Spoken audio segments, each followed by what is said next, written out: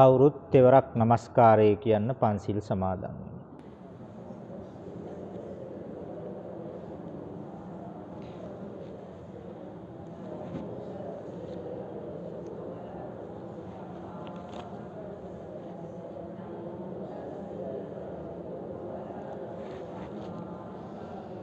බුද්ධං සරණං ගච්ඡාමි ධම්මං සරණං ගච්ඡාමි සංඝං සරණං ගච්ඡාමි ဒ ුතියම්පි බුද්ධං සරණං ගච්ඡාමි ဒ ුතියම්පි ධම්මං සරණං ගච්ඡාමි ဒ ුතියම්පි සංඝං සරණං ගච්ඡාමි တတိယံ පි බුද්ධං සරණං ගච්ඡාමි တတိယံ පි ධම්මං සරණං ගච්ඡාමි တတိယံ පි සංඝං සරණං ගච්ඡාමි පාණාතිපාතා වේරමණී සික්ඛාපදං සමාදියාමි අදින්නාදානා වේරමණී සික්ඛාපදං සමාදියාමි කාමේසු මිච්ඡාචාරා වේරමණී සික්ඛාපදං සමාදියාමි මුසාවාදා වේරමණී සික්ඛාපදං සමාදියාමි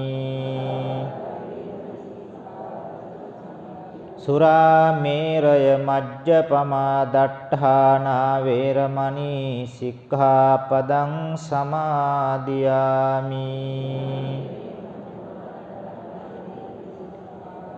මේ තිසරණ සහිත වූ පංචශීල සමාදානය මාර්ගඵල නිවන් පිණිසම හේතු වාසනා වේවා සාදු කියමු සමන්ත චක්කවාලේසු අත්‍රා ගච්ඡන්තු දේවතා සද්ධම්මං මුනි රාජස්ස සුනන්තු සග්ග මොක්ඛදං ධම්ම ශ්‍රවණ කාලෝ අයං භදන්තා ධම්ම ශ්‍රවණ කාලෝ අයං භදන්තා ධම්ම ශ්‍රවණ කාලෝ අයං භදන්තා නමෝ තස්ස භගවතු අරහතෝ සම්මා සම්බුද්දස්ස නමෝ තස්ස භගවතු අරහතෝ සම්මා සම්බුද්දස්ස නමෝ තස්ස භගවතු අරහතෝ සම්මා සම්බුද්දස්ස අතීතං නානුසෝචන්ති නප්පජප්පන්ති නාගතං පච්චුප්පන්නේන යාපෙන්ති තේන වන්නෝ පසීදති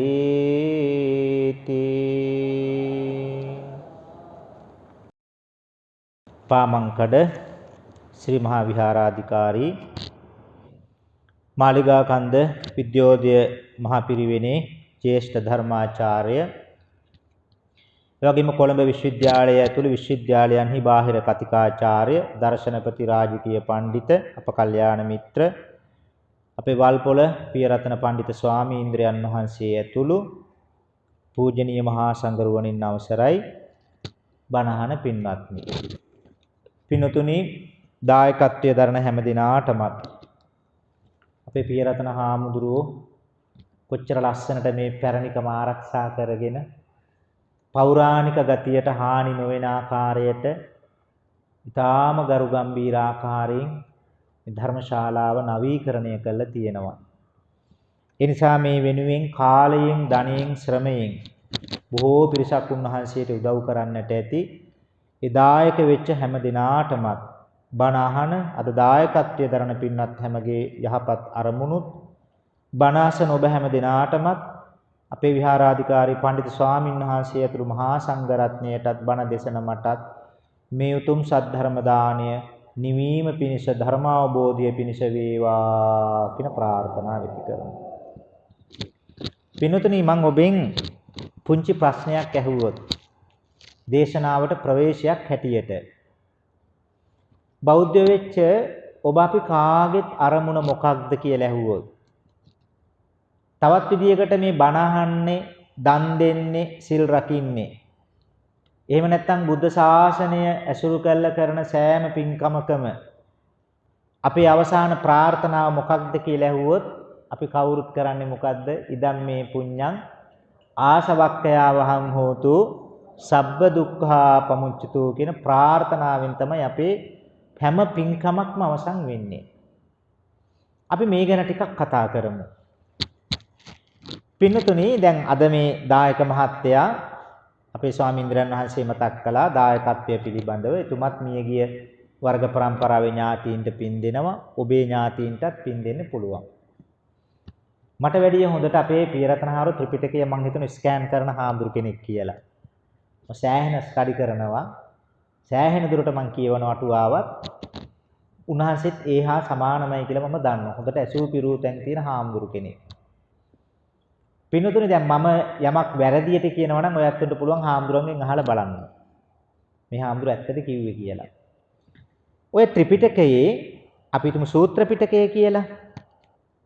සූත්‍ර පිටකයේ පුළුවන් නම් කවුරු හරි කෙනෙක් මට පෙන්වන්න අපේ භාග්‍යවතුන් වහන්සේ ධර්මදේශනාවක් අවසන් කළා මියගිය කෙනෙකුට පින් ලැබේවා කියලා දේශනා කරපු තැන කොතනකවත් නෑනේ. යම් ධර්මදේශනාවක් නිමා වෙච්ච තැන භාග්‍යවතුන් වහන්සේ කොතනකවත් මේ පින අසවල්ලෝ මියගිය කෙනාට ලැබේවා කියලා ත්‍රිපිටකයේ කොතනකවත් සඳහනක් නැහැ. දේශනාවක් අවසානයේ දන් දීලා තියෙනවා. නමුත් ධර්මදේශනාවකදී නැහැ. එතකොට ධර්මදේශනාව එහෙනම් භාග්‍යවතුන් වහන්සේ කාටද දේශනා කළේ? ජීවත් වෙන අපිට. අපේ නිවීම පිණිස. හැබැයි අවාසනාවකටද මන්ද අපි ඒක මුල් කරගන්නවා මිය ගිය අයට පින් දෙන්නට. පින්නතුනි, මිය ගිය අයට පින් දෙන්නට බණ කියන එක හොඳයි. හැබැයි දේශනාව තියෙන්නේ මොකටද? අපේ නිවීම පිණිසයි. එනිසා පුංචිම මේ උදාහරණයක් ඇටියට පොඩි බබෙකුට දැන් මේ චූටි පුතෙක් එහෙම ඉන්න දුවෙක් ආන්ගේ අයටත් තේරෙන විදියට මම සරලව යමක් කියලා දෙනවා ධර්මයට හානි නොවෙන්න, අර්ථ හානි නොවෙන්න උත්සාහ කරන්න මේ කියන දේ තේරුම් ගන්නට. හැබැයි ඉතින් අර hina වෙන කෑලි උසුළු විසුළු ඔයත් උන්ගේ වචනෙන් කෝ ජෝක් නම් බලාපොරොත්තු වෙන්න එපා ධර්මාසනේ ඉඳගෙන. මට ඒව කළා ඔබට වැඩිය හොඳට පව් පිම්මමට තේරෙන නිසා බුදුරජාණන් වහන්සේ සංසාරේ මොනතරම් දුක් විඳද මේ ධර්මය හොයන්න පින්වතුනි. සිවි ජාතකයේදී ඔබ දන්නවා සක්‍ර දේවේන්ද්‍ර ඇහැක් ඉල්ලගෙන එනකොට මේ තමන්ගේ සිවි රජුරුවන්ගේ ප්‍රධාන මේ උපදේශකතුමා වෛද්‍යවරයා රජතුමාට වේදනාවක් දැනෙන්නේ නැති වෙන්න මේ නහර කපල ඇහැ දෙන්න හදනකොට සිවි රජුරුව මොකෝ කළේ? ඇඟිලි වලින් මේ ඇහැට ඇඟිලි ඇතුල් කරලා ගලවලා දෙනවා ඇහැ. අපිට චූටිම චූටි කොටසක් ඇහැක වැදුනොත් කොච්චර වේදනාවක්දනේ. පුංචිම දූවිලි කෑල්ලක් රොඩු කෑල්ලක් ගියොත් කවුරු වෙනුවෙන්ද? මා ඔබ වෙනුවෙන් මේ දුක විඳේ. එනිසා ඔබ ඕනෙම දෙයකට විනෝද වෙන්න, සින්දු අහන්න, නටන්න, වයන්න, කොමඩිස් බලන්න ඕන දෙයක් කරන්න. ධර්මයේ පාවිච්චි කරන්න එපා ඕකට. මගේ ඉල්ලන අපේ පියරතනහරු හරි ලස්සන කතාවක් කිව්වා. උන්වහන්සේ කිව්වා හාමුදුරනේ මේ ජෝක් කරලා මං ගෙන්නන්නේ නෑ කිව්වා. නිකන් මේ දේශපාලන කතා ඕපදූප කියන එහෙමයි මං ධර්මශාලාවට ගෙන්නන්නේ. හරි වටිනවා. මමත් එහෙම තමයි. ඒ නිසා අපි කාටවත් අයිතියක් නැහැ. පින්නතුනේ තව එකක් මිනිත්තුවක් විතර අරන් කියන්නම්.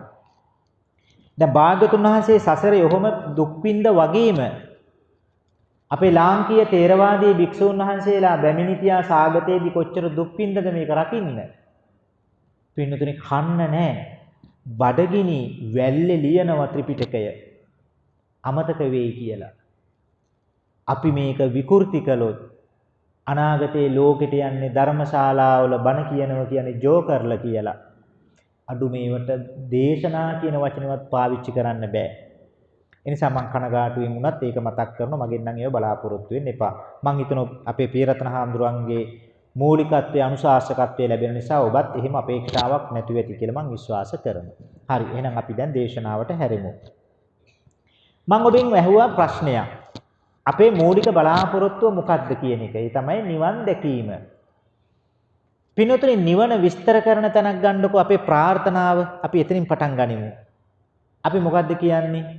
ඉදම් මේ පුඤ්ඤං ආසවක්ඛයාවහං හෝතු සබ්බ දුක්ඛා පමුංචතු.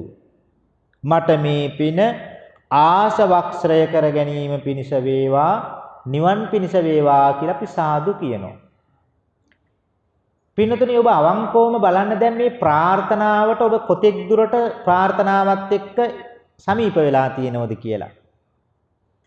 දැන් මේ අම්මා කෙනෙක් තාත්තා කෙනෙක් නැගිට්ටෝල මං ඇහුවොත් බය වෙන්න එපා අහන්නේ.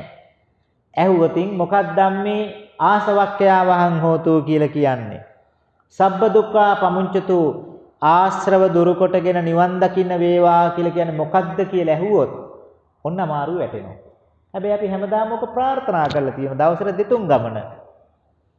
උතන තමයි අපේ නිවන් මාවත. ඒක ස්පර්ශ නොකර පින්නතුනි කොතෙක් දුරට අපි සාදුනාද පැවැත්වුවත් නිවන කියන්නේ සාදුනාදයට සීමා වෙන එකක් නෙවෙයි. අපි එතින්ට එන්න කලින් තව ටිකක් කතා කරමු. අපි ඒක දේශනාවේ අවසාන මිනිත්තු 20 15 විතර අපි සාකච්ඡාවට ගනිමු. එතෙක් ඔය නිවන් දකින්න ගමනේ අපිට භාග්‍යතුන් වහන්සේ මොනවද ඉගැන්නුවේ? එක් පැත්තකින් පුරුදු කරන්නකව ජීවිතයක් හොඳට දාන ආදී පින්කම් වලින්. අනිත් පැත්තෙන් සීලාදී ගුණධර්ම. ඔක තමයි ඔබේ ජීවිතේ නිවනට යන මාවත ශක්තිමත් කරන ගුණධර්ම දෙක. එක් පැත්තකින් දාන ආදී පින්කම් වලින් ශක්තිමත් වෙන්න කෝ අනිත් පැත්තෙන් සීලාදී ගුණධර්ම වලින් ශක්තිමත් වෙන්න කෝවා. පැවිද්දෝ හැටියට අපිත් ගිහියෝ හැටියට ඔබත් පින්නතුනි මේ ගෞතම බුද්ධ ශාසනයෙන් ප්‍රයෝජන ගන්න හිතනවා නම් කිසි කෙනෙකුට ප්‍රයෝජන ගන්න බෑ සීලය දුර්වල කරගත්ත කෙනෙකුට. ඒ නිසා තමයි මේ සද්ධර්මයේ තුල හැම තැනකම අංක එක මොකද්ද? සීලය. නැත්තම් භාගතුන් වහන්සේ ඔක්කොටම කලින් දෙන්න තිබ්බනේ භාවනාව. සීලේ පතිට්ඨාය නරෝසපඤ්ඤෝ බොහොම පිළිවෙලට මේ ප්‍රතිපදාව භාගතුන් වහන්සේ ගන්නවා. හැබැයි අද හොයන්නේ භාවනාව. මිනිස්සු සීලය නැහැ. සීලයෙන් තොරව මේ ධහමේ වඩන අපිට ජීවිතය ජය ගන්න ලැබෙන අවස්ථා හරි අඩුයි. උදාහරණ ගන්නකො අද ඔබේ ජීවිතය බලන්න. අද මේ ශ්‍රී මහා විහාරයට රැස් වෙච්ච ඔබ හැම දෙනාම පින්වතුනි ඇයි බණ ටිකක් අහන්න ඕන කියලා හිතුනේ? ඔබට නියෝගයක් නැහැනේ. ස්වාමීන් වහන්සේ කොතනකවත් සඳහන් කළා නැහැනේ. ඔබ අද බණට ආවේ නැත්නම් ඔබේ පාංශු කෝලයට වඩින්නේ නැත කියලා කිව්වේ නෑනේ නේ. එහෙම නියෝගයක් නෑ. දැන් වෙනත් ආගම් වල එහෙම තියෙනවනේ. පල්ලියත් එක්ක සම්බන්ධ වුනේ නැත්නම් ඒකෙදි ගැටලු වෙනවා.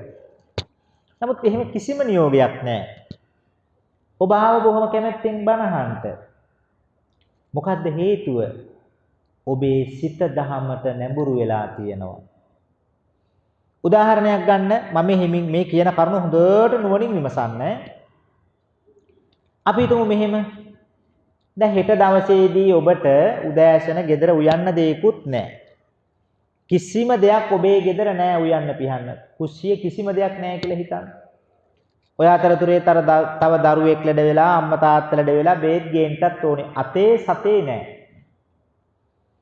එහෙම කෙනෙකුට නව ගුණ වල අරගෙන බුදු ගුණ වඩන්න පුළුවන්ද? බෑනේ. භාවනා කරන්න හිත දෙයිද? නෑ. දහසක් ප්‍රශ්න ඔළුවේ තියෙනවා. අන්න බලන්න ඔබ ධන කුවේරයෝ නොවෙන්න පුළුවන්. නමුත් ඔබ ඒ තැනින් මිදිලා අද මේ බණ ටික අහන්න ඕනේ කියන හැඟීම ආවේ මේ නිවනට මෙහා මම ඔබට කියන්නේ. ඔබට මේ ධර්මශාලාවට ඇවිදින්ලා අද ශ්‍රී මහා විහාරයේ ධර්මදේශනාව අහන්න ඕනේ කියන සිත් පහළ වුණේ ඇයි? ඔන්න ඔය ශක්තිය ඔබට ලැබිච්ච නිසා. දැන් ඔය දෙක ලැබුණේ කොහොමද කියලා ඇහුවොත් පින්නතුණි අපේ මහබෝසතාණන් වහන්සේත් හොඳට බලන්න පාරමීදම් පුරන සමයේ ජාතක පොත් වහන්සේ පරිස්සමින් පරිශීලනය කළොත් ඔබට කියවන්න දකින්න ලැබෙන විශේෂම දෙයක් තියෙනවා. මොකක්ද? බෝසතාණන් වහන්සේ ඉපදුනා නම් යම් ජීවිතයක් අපි හිතමු දිව්‍ය ලෝකයේ වෙන්න පුළුවන්. උන්වහන්සේ උපදින්න නැති තැන් තියෙනවනේ. දිව්‍ය ලෝකයේ වෙන්න පුළුවන්, මනුලෝ වෙන්න පුළුවන්. සමහර විට තිරිසන් ආත්මයක් වෙන්න පුළුවන්. ඒ කොතන ඉපදුනත් බෝසත් චරිතයේ විශේෂත්වයක් තිබුණා. මොකද්ද? අන්න හරි. නායකත්වය ලැබුණ අනිත් අයට වැඩිය විශේෂිත කෙනෙක් වුණා. මොකද්ද රහස? දාන පාරමී ශක්තිය, පාරමී ධර්මවල ශක්තිය. දාන පාරමී ශක්තිය. ඒ නිසා බුදුරජාණන් වහන්සේ පින්වතුනි බුදු වෙන්න කලින්ම අවබෝධ කරගත්තා සංසාර ගමනේ යන සත්වයාට බෙහෙවින් උපකාරී වෙනවා ධර්මය අවබෝධ කරගෙන යන ගමනට සුගතියක ඉපදීම. ඔන්න බලන්න. සුගතියක ඉපදීම අතිශයින්ම වැදගත් කාරණයක්. ඒක බුදු වෙන්න කලින්ම මහබෝසතාණන් වහන්සේ අවබෝධ කරගන්න ධර්මතාවයක්. ඒ නිසා තමයි පාරමී දම් පුරන බෝසතාණන් වහන්සේලා මුලින්ම ඉදිරිපත් කරන්නේ මොකද්ද? දාන පාරමිතාව. නැත්තම් වෙන පාරමිතා දාන්න තිබ්බනේ. දාන පාරමී. බලන්නකො. බෝසත් චරිතය ඔබ අහලා තියෙනවා. මුවෙක් වුණා නම්, ඇතෙක් වුණා නම්, මාළුවෙක් වුණා නම් තමන්ගේ රැහේවුම් මුදවා ගන්න හරි නායකයෙක් වුණා. අර මේ අම්ම කිව්වා වගේ. මිනිස්සෙක් වුණා නම් මහා ප්‍රඥෙක් වුණා. රජ කෙනෙක්, සිටුවරයෙක්, ප්‍රභුවරයෙක් වුණා. දෙවි කෙනෙක් වුණා නම් මහේශාක්‍ය දෙවි කෙනෙක්. හේතුව තමයි දාන පාරමී ශක්තිය. තව ටිකක් යමුකෝ.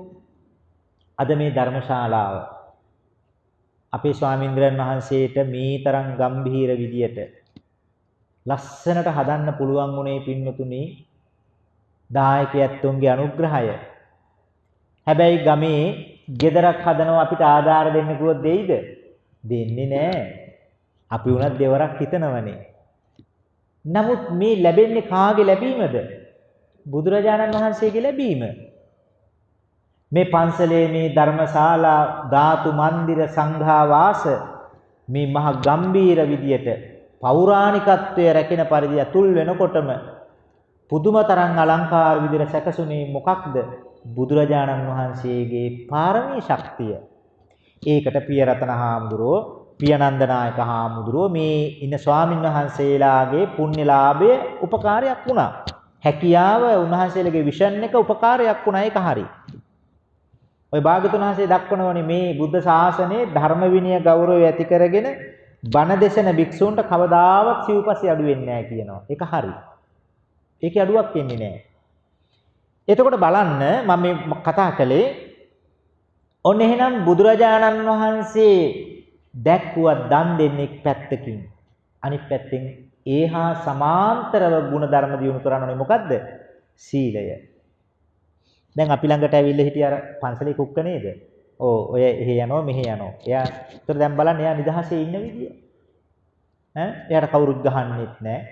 අන්දක සංඝාවසය ඇතුළෙත් මං හිතන්නේ එයා වෙන්නේ නැති ඉන්නේ නැත්තේ. එතකොට හිටියා. දැන් මෙයාට තියෙන වරප්‍රසාද ටික බලන්න. එයා ත්‍රිසං ආත්මේ. ස්වාමින් වහන්සේ දානි කෑම ටික ඌට දෙනව හොඳට බඩ පිරෙන්න. ඌට කොහේ හරි බුදියන්න තැනකුත් ඇති. ලෙඩ වුණොත් හාමුදුරුවෝ කොහේ හරි වෙට් කෙනෙක් ළඟට පශු වෛද්‍යරෙක් ළඟට ගිහලා බේත් ටිකක් ගෙනත් දෙනවා ඇති. ඔය සතාට ඔය ලැබිච්ච වරප්‍රසාදය පාරේ අර ඩස්බින් අවුස්සන බල්ලොන්ට තියද? නෑ. ඔබේ ගෙදර ඉන්න සතා ගැන හිතලා බලන්න. ඔබේ ගෙදර ඉන්න සතා ගැන හිතලා බලන්න. උට කොච්චර ආදරේද කියලා. උන්ගෙත් මහා පුදුම මේ මතකයක් සහ ගුණයක් නේ තියෙන්නේ සත්තුන්ගේ. එහෙම ගුණයක් තියෙනවනේ. දැන් මම විද්‍යාලංකාර පිරිවෙනට වඩිනවා. හැමදාම පින්නතුනේ යෝගට් එකක් අරන් යනවා. හැමදාම. ඊයේත් අරගෙන වැඩියා. පිටේ ඉඳලා වැඩියෝ කඩේකින් යෝගට් එකක් ගන්නවා. ඇයි ඒ? කික්කියක් ඉන්නව මං එයාට දෙනවා යෝගට් එකක්. ඉතින් ඔය කාලයක් මං නැතුව ලංකාවේ ඉඳලා මම මාස 6කට විතර පස්සේ වැඩියා. පිරිවෙනට එනකොට මම මේ ඔළුවෙන් වහගෙන මේ මම ආවේ. එයාට අඳුර ගන්න බැරි වෙන්න බලන්න. මේ පන්සලට ගෙනත් දාපු කික්කියක්.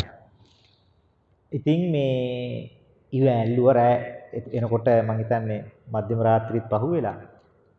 ඉතින් ඉව ඇල්ලුවා බිරුවා බුරලා ටිකක් ඉව ඇල්ලුවා. ඊට පස්සේ ඉන්න දුන්නෙම නෑ. මාස 7කට විතර පස්සේ මතකය. මගේ 아무තු හිතවත්කම නැහැ යෝගට් එකක් දෙනවා ක්‍රීම් කැකර් දෙකක් දෙනවා ඔච්චර තමයි. සත්තුන්ගේ එහෙම ගුණයක් තියෙනවා. ඒතර දැන් මේ සතා ගන්න ඔබේ ගෙදර ඉන්න සතා ගන්න. එයාලට මොකෝ උනේ? හොඳට කන්න ටික හම්බ වෙනවා. හොඳට බේත් ටික හම්බ වෙනවා. රැකවරණය හම්බ වෙනවා. නමුත් එයාලට මගහැරිච්ච දෙයක් තියෙනවා. මොකක්ද? හොඳට දීලා තියෙනවා සසරේ දන් දීලා තියෙනවා මගහැරිලා තියෙනවා සීලය. ලොකු කතාවක් උතන තියෙනවා. මගහැරිලා තියෙන සීලය. භාගතුන් වහන්සේගේ ධර්මයේ තියෙන නිවන් දකින්න කෙනා මේ දෙක හරි සමාන්තර කරගන්න ඕනේ.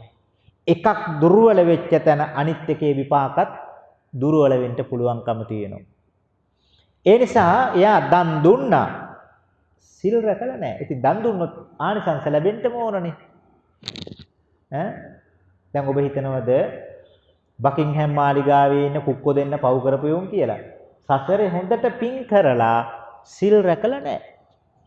මහේශාක්‍ය විදියට දන් දීලා තියෙන කිසිදු තැකීමක් ගණන් ගැනීමක් කළා නැහැ සීලයට. ඒ නිසා යාට දානේ ආනිසංස දුන්නා සීලේ අඩුපාඩුකම් නිසා ත්‍රිසම්භාවය ගෙනල්ලා දුන්නා. එහෙනම් ඔන්න අපි මේ මාතෘකාව ඉවර කරමු. සීලය කියන්නේ මොකක්ද එහෙනම්? උපදින තැන තීරණය කරන සාධකය තමයි සීලය කියන්නේ. උපදින තැන තීරණය කරන එක. ඕන දැන් සීලය කිව්වහම මම මේ කතාව තව විනාඩි 6-7කින් ඉවර කරනවා. ඊළඟට අපේ විදර්ශනා පැත්තට ටිකක් බර කරන්න ඕනේ. දැන් මේ කතාව කිව්වහම කවුරු හරි හිතයි හරි ස්වාමීන් වහන්සේ අපි පොයට සිල් ගන්නවා. මම ඔබෙන් අහන මෙහෙම ප්‍රශ්නයක්. උතුරු සළුව නැතුව සිල් ගත්තොත් සිල් පිරෙනවද කියලා අහුවොත් මොකෝ කියන්නේ? සිල් පිරෙනවා. උතුරු සළුව නැතුව සිල් ගත්තොත් සිල් පිරෙනවා. සීලය කියන්නේ ඇඳුම නෙවෙයි. ඒක කාය වාචික සංවරය. ඔන්න ඔබේ සීලය මනින තැන් කීපයක් මම කියන්නම්. අපේ හාමුදුරුව මතක් කළා උන්වහන්සේට සිතක් පහළ වුණා කියන මේ ධර්මශාලාව මේ මට්ටමින් රැකගෙන යන්න පුළුවන්ද කියලා. අපිරිසිදු වෙන්නේ නැතුව පිරිසිදුව තියාගන්න. මේ බණ ටික කියලා ඉවර වෙනකොට ඔබ මම තුල සිල් තිබුණා නම් මුකුත් මේ ශාලාවේ කොළ ಜಾති තියෙන්න බෑ. දහම් පාසල මෙහි තියෙනවා නම් දහම් පාසල ඉවරුනාම දරුවන්ට හරියට සීලය පුරුදු කරලා තියෙනවා නම් ටොෆි කොලයක් පත්‍ර කෑල්ලක් තියෙන්න බෑ. ඇයි සීලය කියන්නේ අපේ කය වචන දෙක සංවර වීමනේ. ඒ වගේම අපි හිතමු තව එකක් ඔබට මෙහි තියෙනවා টয়ලට් එකක්. ගිහි ජනතාවගේ පරිහරණය වෙනුවෙන්. කවුරු හරි කෙනෙක් වැසිකිළියට යනවා වැසිකිලි කැසිකිලි කරන්න. පින්නතුනි ඔබ ඒ කාර්ය කරලා ඊළඟට එන කෙනාට පහසුවෙන් එම කාර්ය කරගන්න පුළුවන් විදිහට ඔබත් මමත් ඒ කටයුත්ත පිරිසුදු කරනවා කියන්නේ මොකක්ද එහෙනම්? ඒකත් සීලේ කොටසක් කියලා මතක තියාගන්න. නැතුව මේ පන්සලේ ධර්මශාලාව විතරක් සමාදන් වෙන එක නෙවෙයි සීලය. සමස්ත ජීවිත පද්ධතියෙම තියෙන්න ඕන එකක් සීලය. ඒ වගේම අර මං කිව්වේ ඒක පන්සලේ දහම් පාසල පොහොය දවසට ඉටිකොල කෑල්ලක් තියෙන්න බෑ. පින්නතුනි මේ හාමුදුරුව බලන්න මේ තරුණ ස්වාමීන් වහන්සේ නමක්නේ. මොනතරම් අභිමානයක්ද කියලා. ඉතින් මටත් පුංචි ඊට වැඩිය සතුටක් තියෙනවා. අපි ඔක්කොම කෝට්ටේ පාර්ශවයේ. මමත් කෝට්ටේ පාර්ශවයේ මටත් ඉතින් හරිම සතුටුයි මේ විහාරස්ථානයත් කෝට්ටේ පාර්ශවයේ. අපේ පියනන්ද නායකහරු විද්‍යාලංකාරයට හැමදාම ආදරය කරන ස්වාමීන්ද්‍රයන් වහන්සේ නම. කුසල ධම්මනායකහරුන්ට උන්වහන්සේ විද්‍යාන්තරයෙන් වඩා උන්වහන්සේට ගෞරව නාම දීලා තියෙන විද්‍යාලංකාර පිරිවෙනේ. මට ඒ නිසා භාග්‍යතුන් වහන්සේ වදාළේ කිඹුල්ලකින් එන සුළඟ සිසිල් කියලා. ඒ වගේ ඉතින් හරිම සතුටුයි මේ පිළිවෙල. මේව රැක ගන්න ඕනේ. ඔන්න සීලේ කොටස. හරි. එහෙනම් ඔබ මම අද මේ මනුෂ්‍යත්වය ලැබුණේ මම පැවිද්දෙක් අපේ ස්වාමීන් වහන්සේ පැවිද්දෙක් ඔබ ගිහි. මේ ලස්සන ජීවිතය ලැබුණේ මොකක් කරලද? සිල් රැකලා. නිකම් සිල් රැකලාද? හොඳට සිල් රැකලා. අන්න විපාක හැටියට මනුෂ්‍යත්වය ගෙනල්ලා දුන්නා. අරයට මොකද වුනේ? සතාට සිල් මග හැරිලා. එයා දන් දීලා තියෙනවා සිල් රැකලා නැහැ. දැන් අපි කාටත් ලැබිච්ච සම්පත් ටික සමානද කියන්නකෝ? නෑනේ. වෙනස්. එකම අම්මාගේ කුසින් උපදින දරුවෝගේ වෙනස බලන්න.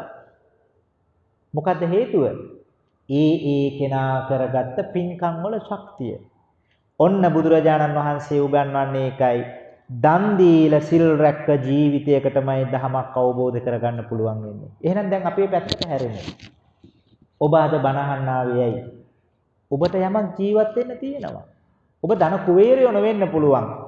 මම අර කිව්වේ කුස්සියේ කෑම ටික, ඔබේ බේත් ටික, ඔය ටික කරගන්න පුළුවන්. ඒ නිසානේ මේවා මේ කෝටි ප්‍රකෝටි ගණන් වියදම් කළ මේ ලස්සන විහාරාංග හැදිලා තියෙන්නේ. අර අතනින් එනකොට මම මේ දොරවල් වල දැක්කේ කොච්චර මේ කැටයන් වලට යන්න ඇද්ද? මේවා සකස් කරන්න. මේ ලී වලට කොච්චර යන්න ඇද්ද? මේ මිනිසුන්ගේ ශ්‍රමයනේ, මිනිසුන්ගේ ධනයනේ, මිනිසුන්ගේ ශ්‍රද්ධාවනේ මේ පෙන්වන්නේ. මේ බුද්ධ ශාසනය වෙනුවෙන්. ඒ නිසා ඔන්න ඔබ එක් පැත්තකින් සිල් රැක්කා, අනිත් පැත්තෙන් සසර ගමනේ හොඳට දන් දීලා තිනු. දැන් ලස්සන ජීවිතයක් ලැබුණා. දැන් අපිට තියෙන්නේ මොකද්ද? පිටිපස්සේ රෝද දෙක හරි ත්‍රිවිල් එකේ දානයයි සීලයයි. දැන් තියෙන ඉස්සරහ රෝදේ කරකව ගන්න ඒකට කියන භාවනාව කියලා. පිටිපස්සේ රෝද දෙකට එන්ජින් එකේ ජවය දෙනකොටම මොකද වෙන්නේ? ඉස්සරහ රෝදේ නිකම්ම කැරකෙනවා භාවනාව. අපි ඒක කරකවා ගන්න උත්සාහ කරන්නට ඕනේ. එහෙම නැත්නම් පින්නතුනි සසර ගමනේ කාටවත් නිවීමක් නම් බලාපොරොත්තු වෙන්න බෑ. ඔය දෙකේම තියෙන්නේ මොකද්ද? ඔන්න දැන් කියයි හරි. නාරද හාමුදුරුවෝ කියලා කෙනෙක් ආවා. ඒ හාමුදුරුවෝ දන් දීලා සිල් රැකලා වැඩක් නැහැ. නිවන් දකින්න බෑ. අපි නම් ඕව කරන්නේ නැහැ කියලා දැන් හිතනවා. එහෙම වුණොත් වෙන වැඩේ කියන්න. ඔබ දානයයි සීලයට පමණක්ම නම් බුද්ධ ශාසනයක් භාවිත කළේ. එතනින් නතර වෙන්න නම් දැන් ඔබ ওই දෙකේ ආනිසංස දන්නවනේ. සිල් රැක්ක නිසා චාතුම් මහා රාජිකේ ඉඳලා පරිනිම්මිත වසවත්තී දක්වා යයි. දිව්‍යතල 6. එහෙම නැත්නම් ඔබට ලෞකික ධානය උපදවා ගන්න පුළුවන් වුණා නම් රූපාවචර අරූපාවචර තැනටත් යයි ධාන මට්ටමින්. ආනෙන්ජාභි සංඛාර කියලා කියනවා. ඊළඟට පුඤ්ඤාභි සංඛාර උපදවා ගත්තොත් මනුෂ්‍ය ලෝකයේ දිව්‍ය තලවල යයි. ඔය අතරේ පෞරස් කරගත්තොත් මොකෝ වෙන්නේ? අපුඤ්ඤාභි සංඛාර වචනෙච්චර හිතන්න එපා. පෞරස් කරගත්තාම සතර අපාය යන්න පුළුවන් ඕනනම් අවීචි මහ නරකේ යන්නත් පුළුවන්. ඒ අවීචි මහ නරකේ යනකොට කියන කතාවේදී පුංචි කෑල්ලක් කියන්නම්. පින්නතුනේ මේ ඔබ දන්නවා පංචානන්තරීය කර්මනේ. බලන්න මේ චේතනාව කොච්චර වැදගත්ද බරපතලද කියලා. දෙව්දත් හාමුදුරුවෝ අද දවසේදීත් මේ බණ කියන මොහොතේත් අවීචි මහ නරකේ පැහැෙනවා. ඔය ආනන්තරීය පාප කර්ම පහෙන් බරපතලම එක මොකක්ද? සංඝ ભેදය. සංඝ ભેදය තමයි මුලින්ම විපාක දෙන කර්මය වෙන්නේ. හිතා ගන්න පුළුවන්ද එතකොට? ගිහියන්ට සංඝ ભેදය කරන්න පුළුවන්ද? බෑ. හැබැයි සංඝ ભેදයට යන තැනට මග හදලා දෙන්න පුළුවන් ගිහියන්ට. මතක තියාගන්න. ගිහියන්ට සංඝ ભેදය කරන්න බෑ. භික්ෂුන් වහන්සේමයි සංඝ ભેදය කරන්නේ. හැබැයි භික්ෂුන් වහන්සේලා වෙන වෙනම විනය කර්ම කරන තැනකට යන පැත්තට ගිහියන්ට ගිනිය උලවන්න පුළුවන්. ඒක සංඝ ભેදයක් දක්වා අරගෙන යන්න පුළුවන් කොටස් කරුව වෙන්න පුළුවන්. ඒතර දේවදත්ත හාමුදුරුවෝ දෙකක් කළානේ. දේවදත්ත හාමුදුරුවෝ දෙකක් කළා. පින්නත්නි මම ඔය කියන්නේ යන්නේ මොකක්ද දන්නවද? දැන් ඔය ලේසෙලවීම භාග්‍යතුන් වහන්සේගේ. මොකද ඒ දහම් කරුණත් ඔළුවට ආවා. ඒක කිව්වොත් හොඳයි කියලා හිතුණා.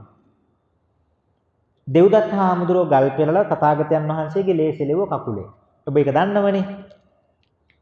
හැබැයි ජීවක වෙදතුමත් ජීවක භාග්‍යතුන් වහන්සේගේ වෛද්‍යතුමත් බුදුරජාන් වහන්සේගේ ලේසෙලෙව්වනේ. කකුලේ තුවාලය ඇවිල්ලා ගෙඩිය ඇවිල්ලා පළලයින් කරනවා. ඉතින් ලේනවනේ. අන්න චේතනාව මනෝපුබ්බංගමා ධම්මා මනෝසෙට්ටා මනෝමය මනසාචේ පදුට්ටේන බාසතිවා කරෝතිවා කිලිටි ඌ සිතින් නරක් වූ සිතින් දෙව්දත් හාමුදුරුවෝ කිලුට සිතින් ලේසෙලෙව්වා ජීවක වෙදතුමා පිරිසිදු වූ බොහෝම පවිත්‍ර උදාර හැඟීමෙන් ලේසෙලෙව්වා. අන්න බලන්න එකම ක්‍රියාව සිතත් එක්ක වෙනස් වෙන විදිය දැක්කද? මේක හොඳට හිතේරුම් ගන්න. දෙන්නම කරේ එක කාර්යයක්. නමුත් දෙව්දත් අදත් පැහැෙනවා. එතුමා සුගතියට ගියා.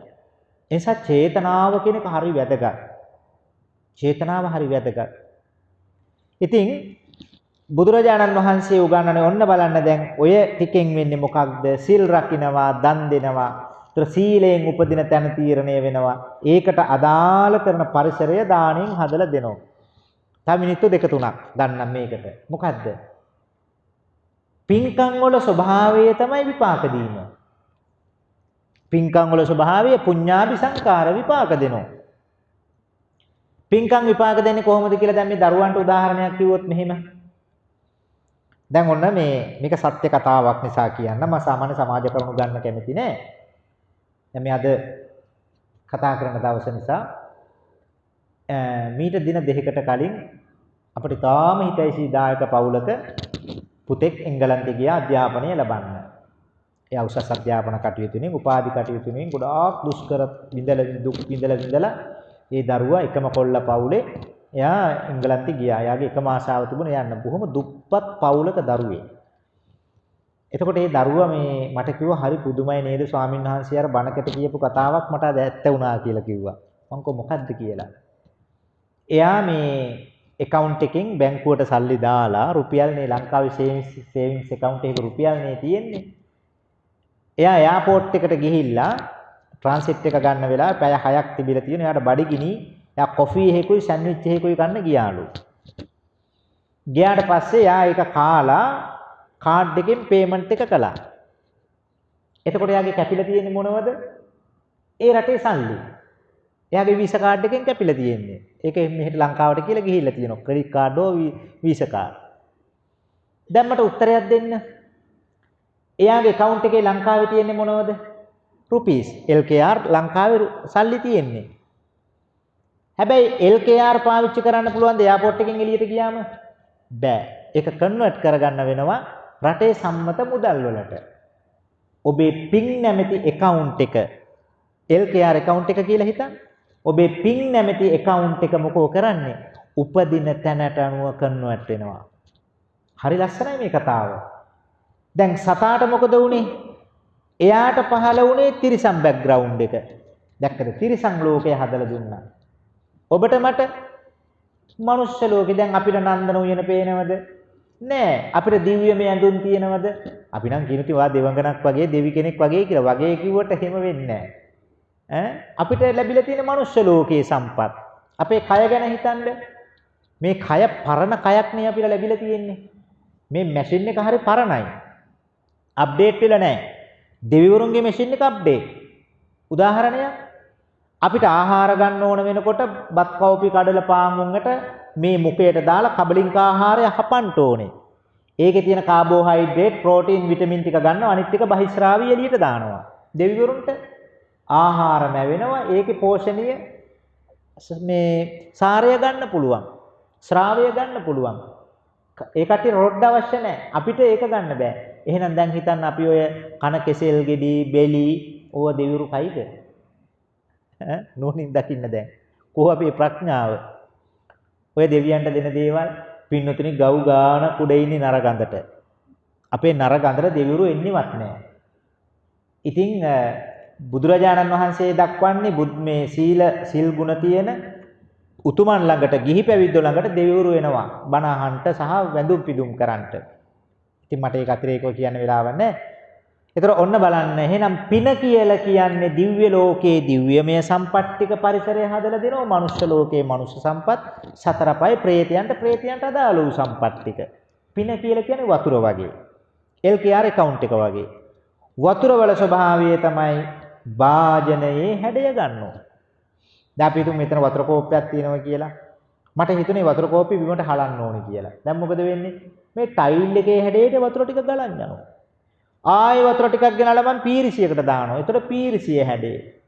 බලන්නකෝ වතුර කියන්නේ දාන භාජනයේ හැඩය ගන්නවා වගේ පින කියන්නේ උපදින ජීවිතයට දාලා පරිසරය හදලා දෙනවා. පින්නතුනි ඔබට මට පින් කරලා සුගතියට යනවා කියන කතාවක් නැහැ. සිල් රැකලා තමයි සුගතියට යන්න තියෙන්නේ. හරිනේ? උපදින තැනට අනුව පරිසරය හදලා දෙනවා පින්කම් වලින්. ඔන්න දැන් මේ දෙක හරිය. එහෙනම් අපේ දේශනාවේ අවසාන කොටසට එමු. විනාඩි 20ක් තියෙනවා අපිට සම්පූර්ණ දේශනාවට. විනාඩි 5කින් පුණ්‍යානුමෝදනා අවසන් කරනවා. දැන් අපි එහෙනම් මොකද කරන්න ඕනේ? ඉස්සරහ රෝදේ කරකවා ගන්න ඕනේ. ඒකට කියනවා භාවනාව කියලා. ඔබ දන්නවා මේ ජීවිතේ අපි කාටත් පින්නතුනි නොතේරෙන නොදන්නා දෙයක් තියෙනවා. මොකක්ද ඒ? අපි දකින්නේම මේ එළියේ තියෙන්නේ අපි දකින දෙයමයි කියලා. එළියේ තියෙන්නේ අපි දකින දෙයමයි. අපිට ඕක රැවටීමක්. දකින දේ තමයි එළියේ තියෙන්නේ, එළියේ තියෙන දේමයි අපි දකින්නේ කියලා හිතනවා. ඔන්න ඔය මායාවෙන් ගැලවෙන්නට ඕනේ. අපි යන ප්‍රාර්ථනාවෙන්ම පටන් ගනිමු. මොකද්ද? ඉදම් මේ පුඤ්ඤං ආසවක්ඛයාවං හෝතු සබ්බ දුක්ඛා පමුච්චතු කියලා දක්වනවා. මොන්න බලන්න අපි දුක් වෙන හේතු ටික ලෝකේ. භාගතුන් වහන්සේ දක්වනවා මේ ලෝකේ මිනිස්සු හැමදාම දුක් වෙන හේතු ටිකක් තියෙනවා. ගොඩාක් දෙනෙක් දුක් වෙන හේතු හදා ගන්නවා. කාරණා දෙකක් ප්‍රධාන වශයෙන් තියෙනවා. එකක් තමයි ලෝකේ මිනිස්සු දුක් වෙන පළවෙනිම හේතුව භෞතික පරිසරයේ තියෙන අඩුපාඩුකම්. ඒකට කියනවා අපේ අද කාලයේ වචනේ ආර්ථික ශක්තිය නැත්තම්. ඒක ඇත්තද බොරුද? සත්‍යක්මනේ. ආර්ථික දුක. මිනිස්සුන්ට දුකයි. ඉන්න ගයක් නැත්තම්, ගමන් පහසුව නැත්තම්, බේත් හේත් නැත්තම් දුකයි. එතකොට ඔය දුක නැති කරන්න මොනවාද ලෝකෙ මිනිස්සු කරන්නේ? ව්‍යාපාර කරනවා, රැකියා කරනවා, ගොවිතැන් කරනවා. ඔය දුක නැති කරන්න. ඒ නිසානේ බස් එකේ කෝච්චිය උදේට යන්නේ පින්නතුනේ එල්ලිලා. ආයෙ රැ එනවා. ආයෙ උදේ යනවා. ඇයි? බයයි ජීවිතේට දුක එයිද කියලා. ඔය දුක නැති කරනවා. ඔය ලෞකික දුක ගලාගෙන එන දුක නැති කරන කණ්ඩායම් දෙකක් හමු වෙනවා. එක්කෙනෙක් තමයි දෙමව්පියෝ. අම්මා තාත්තා දරුවන්ට උගන්වන්නේ මොකටද? ජීවිතේට එන දුක නැති කරන්න. දෙවෙනි කෙනා තමයි සැබෑ ගුරුවරයා. සැබෑ ගුරුවරයා කරන්නේ දරුවන්ගේ දුක නැති කරනවා, ආර්ථික ශක්තිය හදන්න හොඳ ශිල්පීය ඥාණය දෙනවා. දැන් එහෙනම් මට කියන්න. ඔතනින් විතරද ජීවිතේ දුක එන්නේ? දැන් ගෙයක් දොරක් තිබ්බොත්, හොඳ වාහනයක් තිබ්බොත්, බැංකු පොතේ සල්ලි ටිකක්, ව්‍යාපාරයක් තිබුණොත්, ගොවිතැන්පත් තිබුණොත් හරිද එතකොට? දැන් ඕව තියෙන අය දුක් වෙන්නේ නැද්ද? ඔබට මට වැඩිය දුක් වෙනෝනේ කට්ටිය. සමහර විට පාරේ නිදියන අහිංසක යාචකයෙකුට තියෙන නිින්දවත් නැහැ මහා ව්‍යාපාරිකයන්ට. මේ ව්‍යාපාර කරන්න එපා කියනව නෙමෙයි. එහෙනම් අපි නොදන්න කාරණයක් අපේ ජීවිතේ තියෙන මොකද්ද? අපිට දුක ගලාගෙන එන ප්‍රධානම සාධකය භාග්‍යතුන් වහන්සේ උගන්වන්නේ ඔන්න ඔය අපි අර ප්‍රාර්ථනා කරන හැමදාම කෙලෙස් වලින් ගලාගෙන එන දුක. ඒක තේරෙන්නේ නැහැ අපිට. තේරෙන්නේ නැති ඇයි? අවිද්‍යාවෙන් වැහිලා. ඕක බෑ පින්නතුනි කවි බණ වලින් නැති කරගන්න.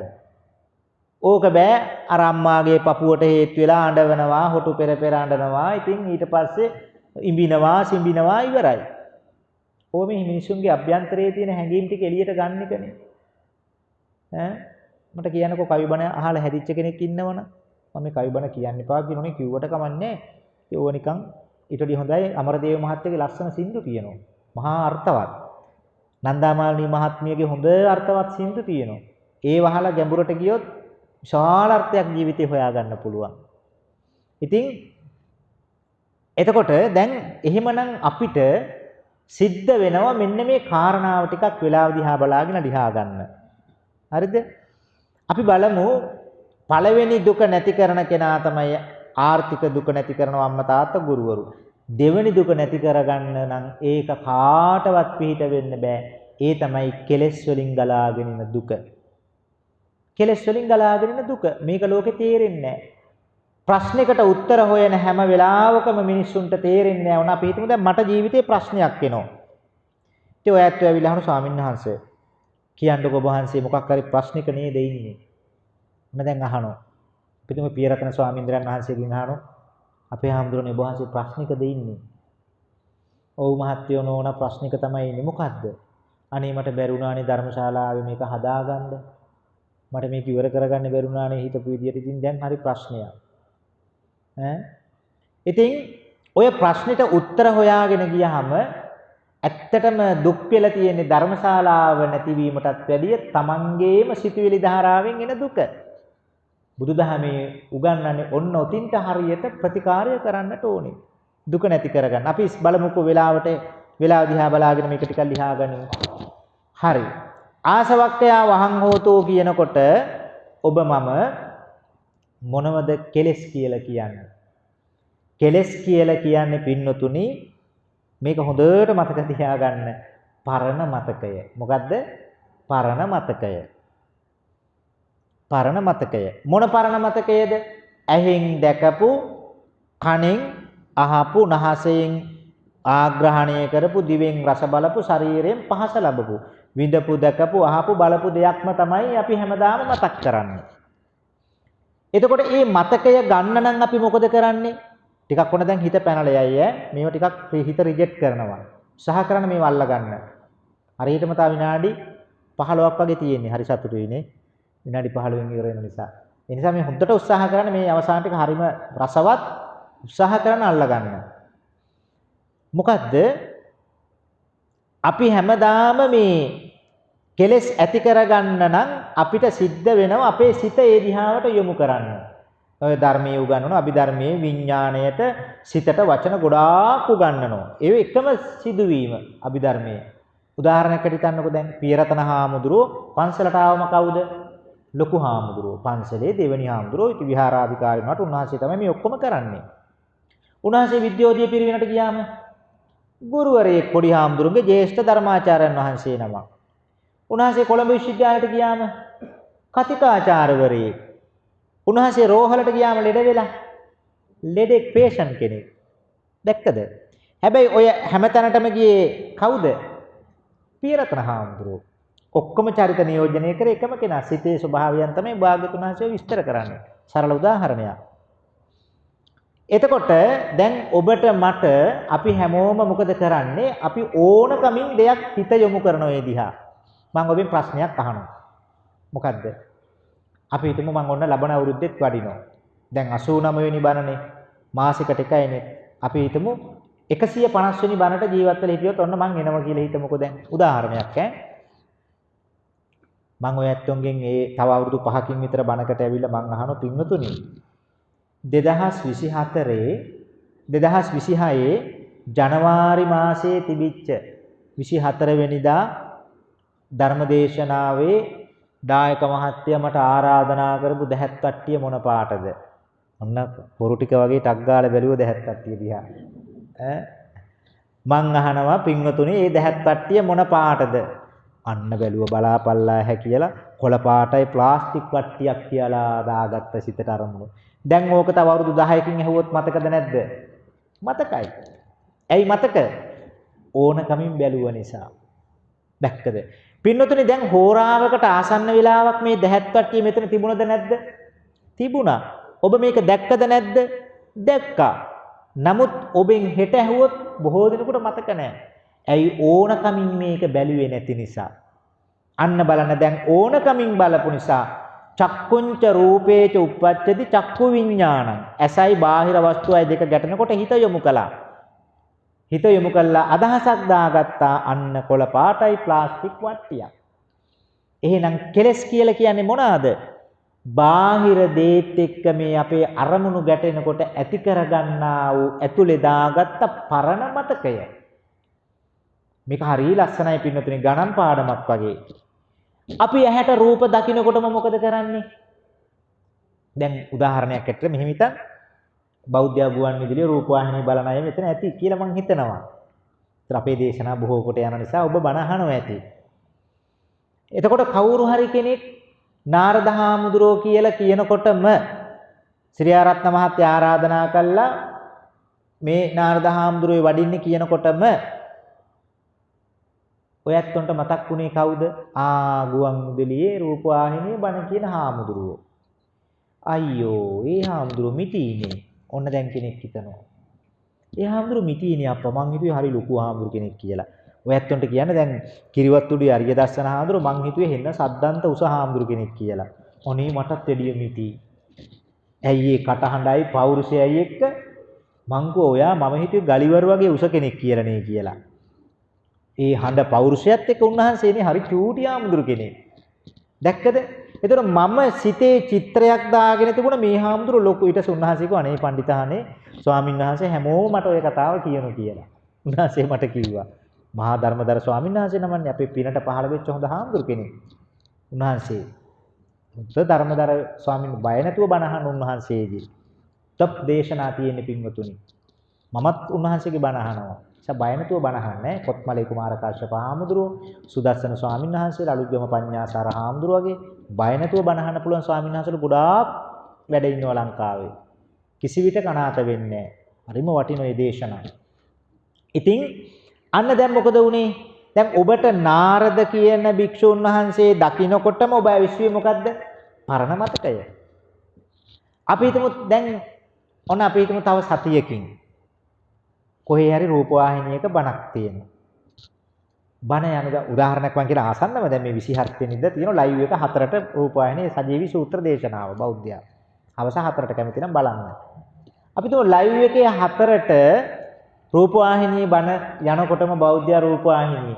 ඔබට ඇත්තටම මතක් වෙන්නේ ශ්‍රී මහා විහාරේ බණ කියපු නාරද නේද? අන්න අපේ පන්සලේ බණ කියපු හාමුදුරුවෝ කියලා මතක් කරනවා. දැක්කද පරණ මතකයේ ගන්න විදිය. හැබැයි රූපවාහිනියේ ඒ වෙලාවේ බලන කෙනෙකුට ශ්‍රී මහා විහාරේ බණ කියපු නාරද හරු කෙනෙක් මතක් වෙනවද? නෑනේ. මේක තමයි අවිද්‍යාව. බොරුව. ඇත්ත විදිහට අපිට ඉස්සරහට මවල පෙන්නනවා. දැන් මොකද කරන්නේ? අප්පෝ මට නම් ඔය හාමුදුරු පේන්න බෑ. මොන එක්කෙනෙක් කියනවා. අනේ ඔය හාමුදුරු නම් හරි හොඳයි. අයියෝ ඔය මිනිහා දකින්නකොට මට නම් ඉන්න බෑ. මං නම් ධර්මශාලාවටවත් එන්න කැමති නෑ කියලා කට්ටිය කියන. එහෙම කියනෝනේ කට්ටිය. පිනුතුනි මේකේ මායාව බලන්නකෝ. දැන් මම ඔබට දකින්න අකමැතිම චරිතයක් කියලා හිතන්නකෝ. ඔබ මගේ හඬ අහන්න කැමති නෑ, මාව දකින්න කැමති නෑ. ඔබට අප්‍රසන්නම දර්ශනයක්. මගේ අම්මට මොකද මම? අපේ උන්දට මාව දැක්ක ගමන් ඉතින් සියලුම මේ ලෙඩත් ඉවරයි, ඔක්කොම ඉවරයි. එයා පුදුම තරම් එන්ජොයි වෙනවා. එහෙනම් ඔය ඇත්තොන්ට මාව අප්‍රසන්න වෙන්නත්, මගේ අම්මාට ප්‍රසන්න වෙන්නත් එකම රූපේනේ දැක්කේ.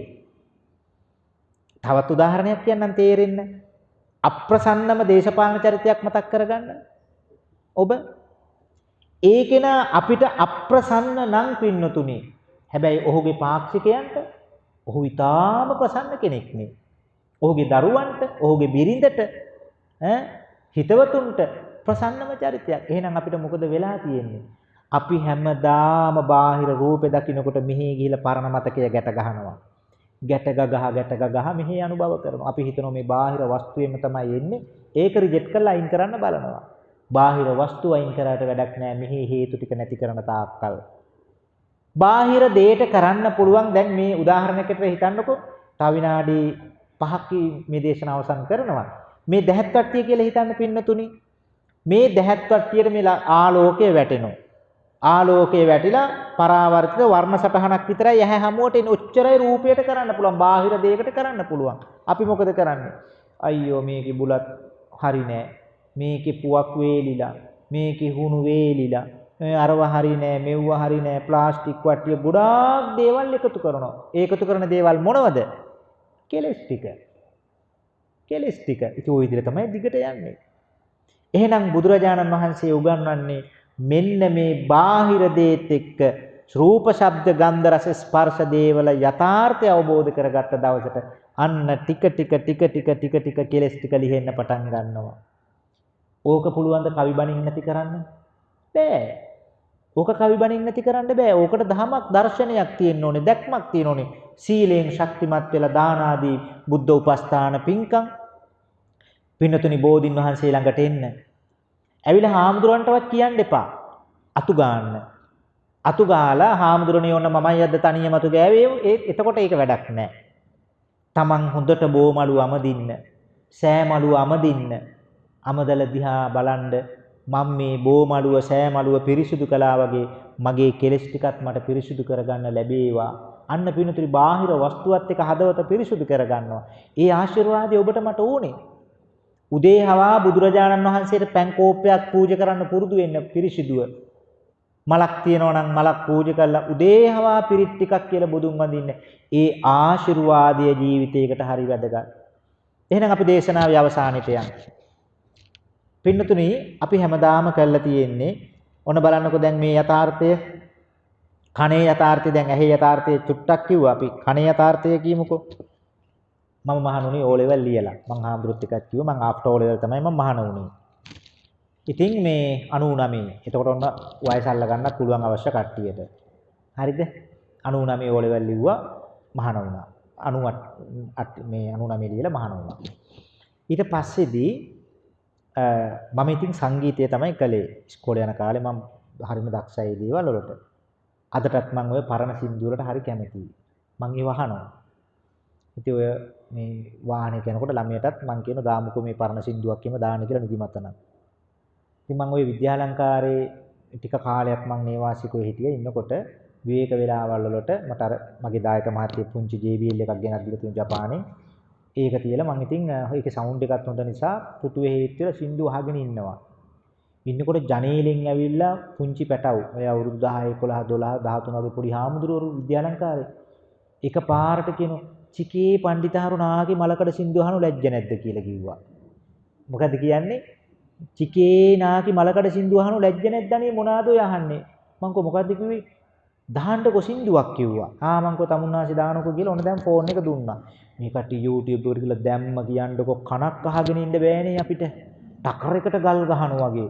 ඒ ඉන්න ගමන් ඒ කට්ටිය ජනේලෙටත් ගහනවා අර වින්දනයට. දැන් මේකේ යථාර්ථය තේරුම් ගන්න.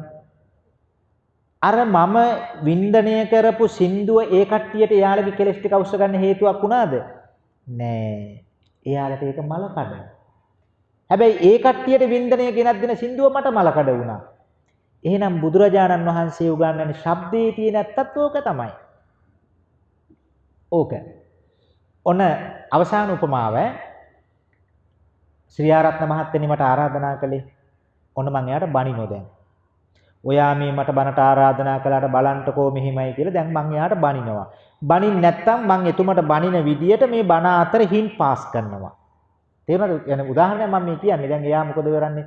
එයා දැන් ඔන්නේ ශ්‍රී ආරත්න මහත්තයා හිතනවා අනේ බලන්නකෝ අපරාධි මම මේ ස්වාමීන් වහන්සේට ආරාධනා කළේ මට හින් පාස් කරනවා මට දොස් කියනවා කියලා දැන් එතුමා දුක් වෙනවා. උදාහරණයක්. එයා කල්පනා කරනවා ඇයි ආමුදුර මට මෙහෙම කියන්නේ? දැන් එතුමා හිතන්නේ මේ ස්වාමීන් වහන්සේ බණින නිසායි දුක් වෙන්නේ කියලා. මෙයත් එක්ක අමනාප කෙනෙක් මේ බණ එළියේ ඉඳගෙන අහගෙන ඉන්නවා. එයා මොකෝ හිතන්නේ? අප්පා අද නම් ආදුර කෙනෙක් ආව උන්දට කිව්වා මං කියන්න ඕන ටික මට ආර සතුටුයි කියනවා. දැක්කද? මෙයා මෙහි දුක් වෙනවා එළියේ ඉන්න කෙනා සතුටු වෙනවා. එහෙනම් එකම වචන ටිකනේ දෙන්නටම ආවේ. මෙයා මෙයාගේ ටික අවශ්‍ය ගත්තා, අරයාගේ ටික අවශ්‍ය ගත්තා. පැහැදිලි නේද? දැන් ඔන්න දේශනාවේ අවසානයේ රහතන් වහන්සේට මොකෝ වෙන්නේ? උන්වහන්සේ ආසවක්ඛයා සියලු කෙලෙස් නැති කළා. අපි හිතමු මේ පැත්තකින් තියෙනවා ගෑස් ලිප. ඔය උපමාවෙන්මයි මම ඉවර කරන්නේ. ගෑස් ලිපකුත් තියෙනවා, සිලින්ඩරයකුත් තියෙනවා, බටෙත් තියෙනවා. ශ්‍රී ආරත්න මහත්තයා ඇවිල්ලා ස්විච් එක දානවා. වැඩ කරන්නේ නැහැ. ඇයි? ගෑස් සිලින්ඩරේ බින්දුවක්වත් ගෑස් නැහැ. හැබැයි අපිට බාහිරව පේන්න තියෙනවා හොඳම ලිපක් තියෙනවා, බටයක් තියෙනවා, සිලින්ඩරෙත් තියෙනවා. රහතන් වහන්සේ පුද්ගලයෙක් වශයෙන් ඉන්න පේනවා, බුදුන් වඳින පේනවා, පිණ්ඩපාතේ වඩිනවා, දන් දෙනවත් පේනවා. නමුත් උන්වහන්සේට බණිනවා, ප්‍රශංසා කරනවා. මොන දේ කළත් ඇතුලේ අවශ්‍ය ගන්න දේවල් නැහැ. පැහැදිලි නේද? කෙලෙස්. ස්විච් එක දානවා, වැඩක් වෙන්නේ නැහැ, ගෑස් නැහැ ඇතුලේ. පත්තු වෙන්නේ නැහැ. රහතන් වහන්සේට පත්තු කරන්න ඉන්ධන නැහැ. අපිට පත්තු කරන්න ඉන්ධන තියෙනවා. ඔන්න ඔය ඉන්ධන ටික නැති කරපු දවසට පුඤ්ඤාභි සංකාර, අපුඤ්ඤාභි සංකාර, ආනිඤ්ඤාභි සංකාර කියන ඔය සියල්ල නැති කරපු දවසට තමයි භව නිරෝධය සකස් කරගත්ත කියන්නේ. ඉතින් ඒ සඳහා ඥානිය උපදවා ගන්න ඔබටත් මේ දේශනාව උපකාරයක්ම වේවා කියන ප්‍රාර්ථනාව ඇති කරමින් අපි මේ සද්ධර්ම දේශනාව අවසන් කරමු. අපේ ශ්‍රී ආරත්න මෙන්ඩිස් මහත්මයා බොහෝම ගෞරවයෙන් එතුමා බණ අහලා අපිට ආරාධනා කළා ඒ ආරාධනාවේදීම මම තේරුම් ගත්ත බොහොම පිළිවෙලට වැඩ කරන ආයතනයක්. ඉතින් අපේ පියරතනහාර වැඩ ඉන්නේ පන්සල කියන එකත් මම දැනගත්තා. ඒ උන්වහන්සේත් මට කතා කළා. ඉතින් ඔබ හරි වාසනාවන්තයි. මේ පන්සල හරි පිළිවෙලයි පින්නතුනි. ඒ වගේම අපේ පියරතන හාමුදුරුවෝත් හරි පිළිවෙලයි. උන්වහන්සේ හොඳ දැනුම් සම්භාරයක් තියෙන ස්වාමින් වහන්සේ නමක්. හොඳ කියවීමක් තියෙන හාමුදුරු කෙනෙක්. මම අද වඩිනකොට උන්වහන්සේට ඇතුල් වෙනකොටම මම කිව්වා උන්වහන්සේගේ ශිෂ්‍යවරයන් වහන්සේ නමක් අපේ විද්‍යාලංකාරය උගන්වනවා. උන්වහන්සේ කැලණි විශ්වවිද්‍යාලේ ඉගෙනගෙන හාමුදුරන්ගෙන් පුංචි පන්ති ඉඳලා ඉගෙන ගත්ත හාමුදුරු කෙනෙක්. උන්වහන්සේ අද පිරිවෙනේ මට කිව්වා නාරද හාමුදුරු හොඳට මේ පිරිච්ච බවක් තියෙන දැනුමින් පිරිපුන් ස්වාමින් වහන්සේ නමක් කියලා. ඉතින් එහෙම තරුණ දැක්මක් තියෙන ස්වාමින් වහන්සේ නමක් ඔය ඇත්තොන්ගේ විහාරස්ථානයේ විහාරාධිකාරීන් වහන්සේ හැටියට උන්වහන්සේ වැඩ කරන්නේ. ඒක ඔබට භාග්යක්. මම වොෂ්රූම් එකට ගියා හරිම පිරිසිදුයි. හරිම පිරිසිදුයි. ඔය සමහර පන්සල් වල වොෂ්රූම් එකට ගියාම පින්නතුනි පිටකොටුවේ වැසිකිළිය ගොඩක් හොඳයි. හරිද? බුලත් කියලා ගහලා කොමඩ් එකේ තැන් වල හරිම අප්‍රසන්නයි. බලන්නකෝ මේ තරුණ හාමුදුර කෙනෙක් ඉන්නකොට තියෙන ලස්සන. මෙහිම නේද මේ දේව ආකර්ෂණීය තියෙන පන්සල් තියෙන්නට ඕනේ. කොච්චර ලස්සනද? ඔබ කොච්චර වාසනාවන්තද? කෝට්ටේ රජමහා විහාරෙත් අපේ එහෙමයි. හරි පිළිවෙලයි. ඒ නිසා අතිශයින්ම සතුටු වෙනවා අපේ පියරතන හාමුදුරුවෝ තරුණ ස්වාමීන් වහන්සේ නමක් හැටියට වල්පොළ පියනන්ද නායක මාහිමියන් වහන්සේගේ ආශිර්වාදය ලැබමින් තාම ලස්සනට විහාරස්ථානීය පවත්වනවා. ඉතින් ඒක අපේ සතුටට හේතුවක්. ඉතින් හරිම සතුටුයි අද දවසේ අපේ හාමුදුරුවෝ මතක් කළා වගේ පළවෙනි ධර්ම දේශනාව මේ වැඩම කළ මේ ධර්මශාලාව ප්‍රදාන කොට ඇති විහාරස්ථානයේ චෛත්‍යරාජානන් වහන්සේ, බෝධින් වහන්සේ, ධර්මශාලාව, සංඝාවාසය, ධාතු මන්දිර මේ හැම දෙයක් වෙනුවෙන්ම කාලයෙන් ධනයෙන් ශ්‍රමයෙන් උදව්පකාර කොට කටින පින්කම් දම්පැන් සිදු පූජා කරලා මියගිය දායකකාරකාදී හැම දිනාටමත් නිපින් ලැබේවා. අපේ රටදේ වෙනුවෙන් දිවිපිදු ආරක්ෂක අංශවල ත්‍රිවිධ හමුදාවේ පොලිසියේ වීරෝදාර අනිවිරුවන්ටත් නිපින් ලැබේවා. සසර සුවපත් වේවා. උතුම් නිවනින් සැනසෙත්වා කියලා සාදු කියලා පින් දෙමු. ඔබ අප හැම දිනාටමත් කායික මානසික සැනසීම වේවා. මෙලව පරලොව ජීවිත සුවපත් වෙත්වා. ඊ타ම ඉක්මනින් සුඛ සහගත ප්‍රතිපදාවෙන් උතුම් චතුරාර්ය සත්‍ය ධර්ම අවබෝධයෙන් සැනසෙන්නටම මේ පින්කම පාරමී ධර්මයක්ම වේවා. ආකාශට්ඨා ච භුම්මට්ඨා දේවා නාග මහිද්దికා පුඤ්ඤන්තං අනුමෝදිත්වා චිරං රක්ඛන්තු ලෝක ශාසනං. ආකාශට්ඨා ච භුම්මට්ඨා දේවා නාග මහිද්దికා පුඤ්ඤන්තං අනුමෝදිත්වා චිරං රක්ඛන්තු දේශනං. ආකාශට්ඨා ච භුම්මට්ඨා දේවා නාග පුඤ්ඤන්තං අනුමෝදිත්වා චිරං රක්ඛන්තු මං පරන්ති. තිසරණ සහිත පන්සිල් සමාදන් වීමෙන් හා ධර්ම දේශනා කිරීමෙන් ධර්ම ශ්‍රවණය කිරීමෙන් පුද පරිස්කාර පූජා කිරීමෙන් ලැබූ පුණ්‍ය ලාභය දායකත්වයේ දරූ හැම දිනාටමත් නමින් මිය ගියා වූ සියලුම ඥාති වර්ගයාටත් පින් කැමැති වන අල්පේ ශාක්‍ය මහේ ශාක්‍ය සියලුම දේව රාජ මණ්ඩලයටත් ස්වාමීන්ද්‍රයාණන් වහන්සේලා ප්‍රධාන මහා සංඝ රත්නයටත් බණ ඇසූ ඔබ හැම දිනාටමත් උතුම් නිවන් සුව පිණිසම වේවා. අභිවාදන සීලිස්ස නිච්ඡං බුද්ධාපචායිනෝ චත්තාරෝ ධම්මා වඩ්ඩන්ති ආයුවන්නෝ සුඛං බලං ආයුරාෝග්‍ය සම්පatti සග්ග සම්පatti මේවච අතෝ නිබ්බාන සම්පatti ඉමිනාතේ සමිජ්ජතු. හැම දිනාටම තෙරුවන් සරණයි.